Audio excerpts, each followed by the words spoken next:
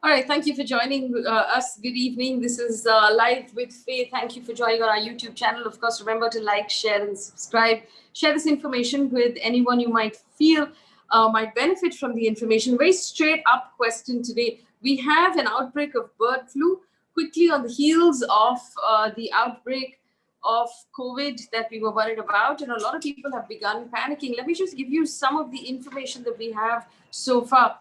Now, bird flu has been, or avian influenza has been reported in 10 states in India: Delhi, Maharashtra, Uttarakhand, Kerala, Rajasthan, Madhya Pradesh, Himachal Pradesh, Haryana, Gujarat, and Uttar Pradesh. Jammu Kashmir and Chhattisgarh are also on alert. Now, birds have been dying in all of these states, and while the Ministry of Animal Husbandry has not so far confirmed any transmission to humans, various state governments are currently testing birds across the country and culling birds in poultry farms that might actually be infected. What's also happened as an outbreak, as a result of that, is that people have stopped eating chicken and eggs. And the poultry farmers are really worried about that dip in consumption, because remember, they faced a similar thing last year when people were worried about birds giving or chickens giving you COVID. The questions that we're going to ask today are this: is it possible for this particular bird flu to transmit from birds to humans through the consumption of chicken or eggs? Is it right now for us to give up chicken and eggs as a precautionary measure? And what do we need to do in order to keep ourselves safe? To help us answer these questions right now, we have two very senior vets joining us. Dr. A.S. Ranade is the Associate Dean of the Bombay Veterinary College. He's been quoted in a lot of the newspapers, and I'm really glad he's given us time this evening. Dr. Vinod Sharma is the Director of the DCC Animal Hospital. I thank you for joining us. Dr. Ranade is with us right now. Doc, thank you for speaking with us. First question. The newspaper reports say this is H5N1 and H5N8. How dangerous is this? And is it something that can transmit to human beings? Yeah, good evening. This is H5N1 and H5N8. What you refer to are the strains of this particular virus. Basically, this is a virus which has two surface antigens. One is hemagglutinin and second is neuraminidase. Hemagglutinin antigen has got 1 to 18 subtypes and neuraminidase has got 1 to 11 subtypes. So actually, in total, some 144 plus combinations are possible.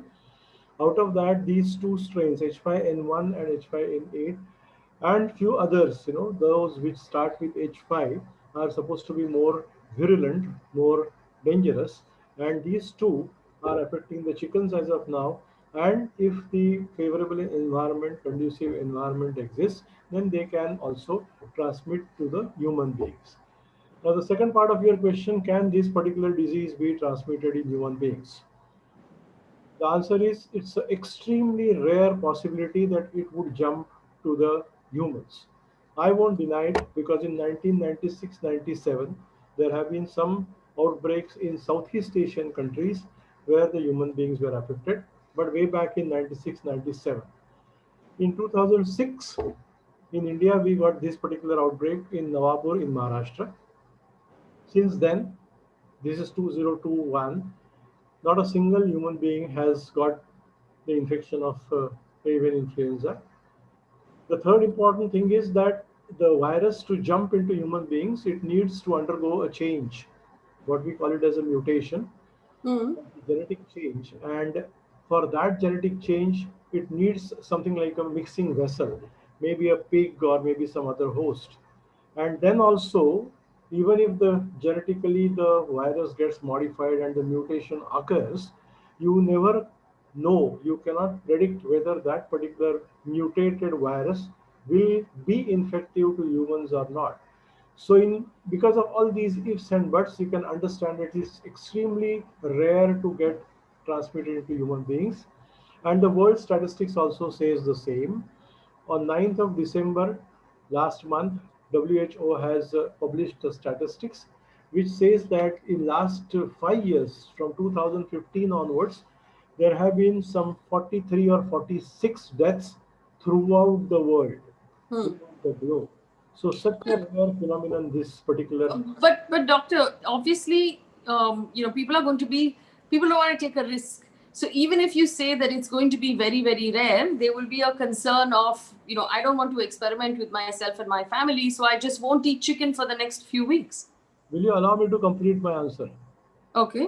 I'm just coming to that. I'm just coming to Okay. that. So all these statistics which says that there have been some 45 or 46 deaths in last 5 years, and out of that, 42 are from Egypt.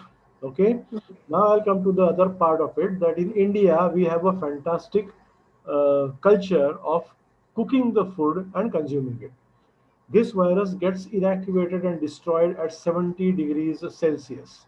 Okay. When we cook the food, the boiling temperature of water is 100 degrees Celsius, and at that temperature, the virus cannot survive at all. Number one. In many countries, especially Southeast Asian countries, they have a habit of eating half cooked or raw food, raw chicken as well. I have seen people eating raw chicken as well in Thailand and Vietnam and some of the other countries.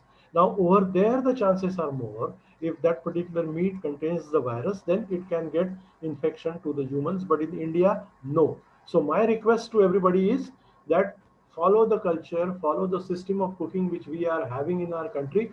Boil everything properly, wash it, boil it, cook it thoroughly. Let it be eggs, let it be meat, let it be even vegetables, and then you have it.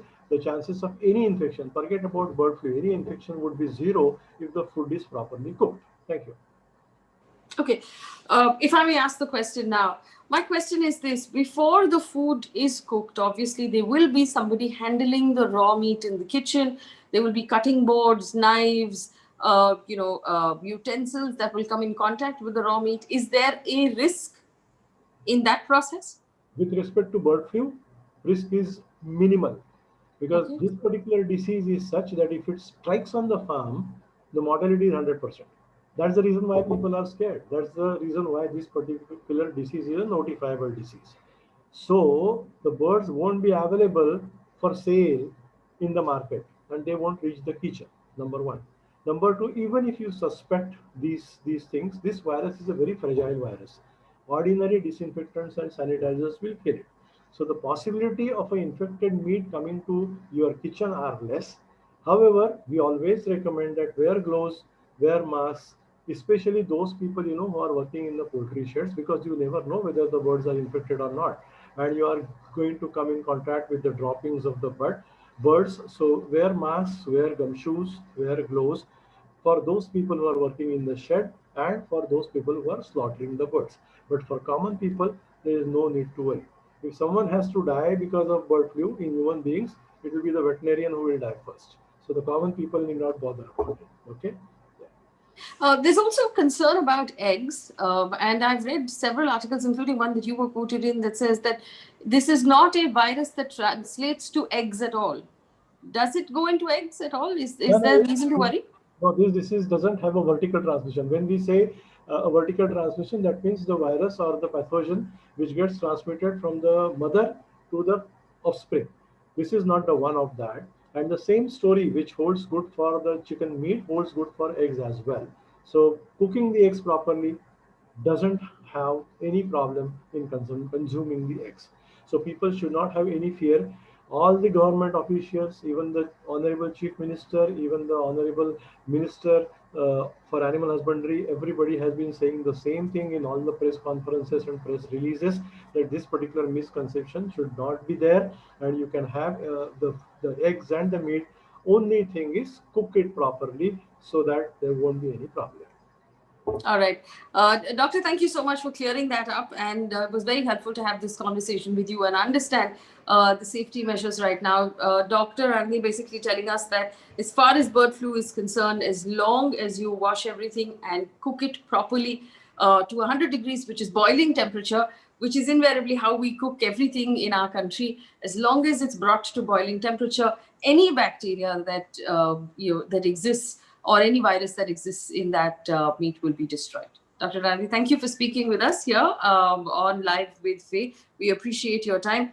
To the rest of our viewers at 8:30, we'll come back with Yogendra Yadav. Remember, the farmers have rejected the Supreme Court's offer offer committee, and we'll come back and we'll talk to Yogendra Yadav at 8:30 about why they've rejected that offer and what that means. So a quick break, but come back at 8:30 for that conversation.